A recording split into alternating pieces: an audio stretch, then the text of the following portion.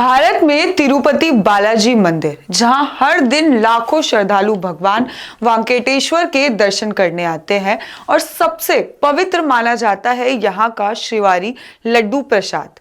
तिरुपति बालाजी में हर साल लगभग 1500 करोड़ रुपए का चढ़ावा आता है और रोजाना बनते हैं यहाँ पर 3.5 लाख लड्डू।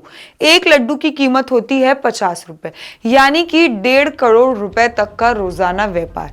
लेकिन आपके लिए अगर ये आंकड़े ज्यादा हैं तो आप जरूर हैरान हो जाएंगे जब आप सुनेंगे 250 करोड़ के तिरुपति मंदिर लड्डू घोटाले के बारे में। श्रीवारी लड्डू प्रसाद में इस्तेमाल हुआ घी नकली निकला और ये सिर्फ एक धोखाधड़ी नहीं बल्कि आस्था परवार है।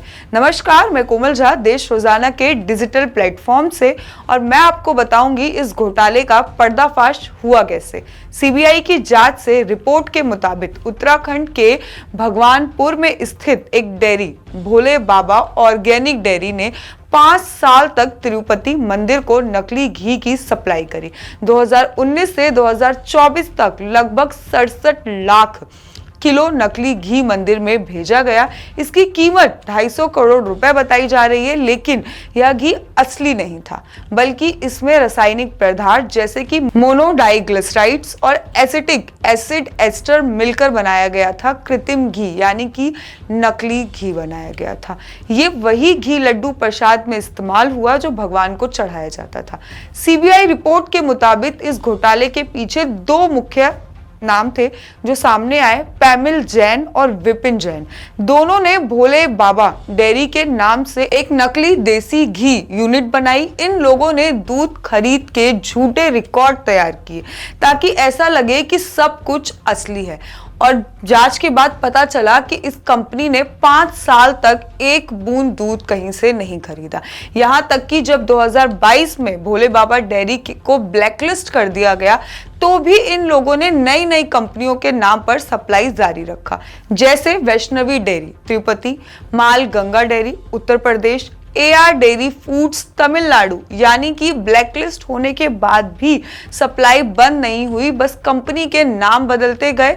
और जांच में एक और चौंकाने वाला खुलासा सामने आया जुलाई 2030 में, जब TTD तिरुमला तिरुपति देवस्थानम ने 4 टैंकर घी रिजेक्ट किए क्योंकि उसमें पशु वसा यानी कि एनिमल फैट की मिलावट थी।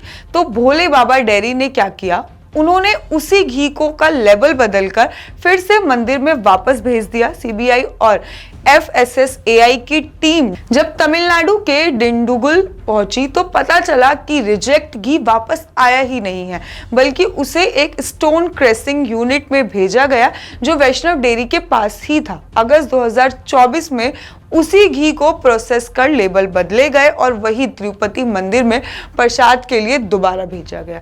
जैसे ही ये मामला सामने आया, लोगों में गुस्सा और आस्था दोनों हिल गए, क्योंकि तिरुपति लड्डू सिर्फ मिठाई नहीं, लाखों करोड़ों भक्तों के लिए भावना का आशीर्वाद है। मामला सुप्रीम कोर्ट तक पहुंचा। कोर्ट ने साफ कहा कि यह मामला राजनीतिक ड्रामा नहीं बल्कि करोड़ों लोगों की आस्था से जुड़ा गंभीर मामला है।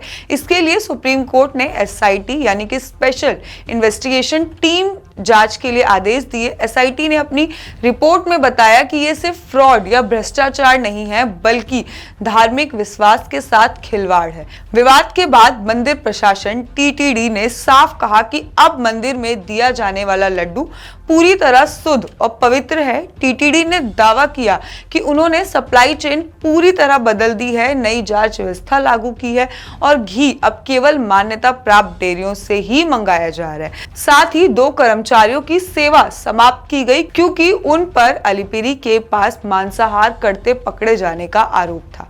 TTD ने कहा कि हम श्रीवारी लड्डू के दिव्यता और पवित्रता को बरकरार रखने के लिए प्रतिबद्ध है। सीबीआई ने अपनी रिमांड रिपोर्ट में कहा कि यह पूरा मामला सिर्फ कुछ व्यापारियों का नहीं बल्कि इसमें टीटीडी के अंदरूनी अधिकारियों की मिलीभगत की भी जांच की जा रही है। फिलहाल कई जगह छापेमारी जारी है और रासायनिक घी सप्लाई करने वाले नेटवर्क को ट्रेस किया जा रहा है। आरोपी अजय कुमार, जो कि इन केमिकल्स की सप्लाई करता था, उसे गिरफ्तार कर लिया गया है।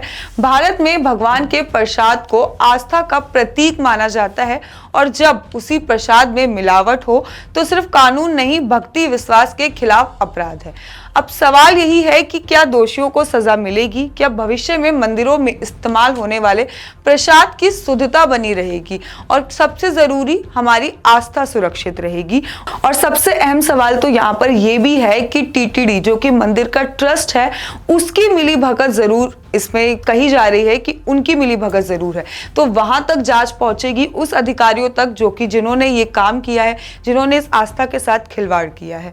आगे की अपडेट जानने के लिए देखते रहिए देश रोजाना। आज के धन्यवाद। हमारे साथ जुड़े रहने के लिए सब्सक्राइब करें देश रोजाना के YouTube चैनल को और नई वीडियो की नोटिफिकेशन पाने के लिए बेल आइकन जरूर दबाएं। अगर आप ये वीडियो Facebook या Instagram पर देख रहे हैं तो पेज को लाइक और फॉलो जरूर करें और ज्यादा से ज्यादा शेयर करें।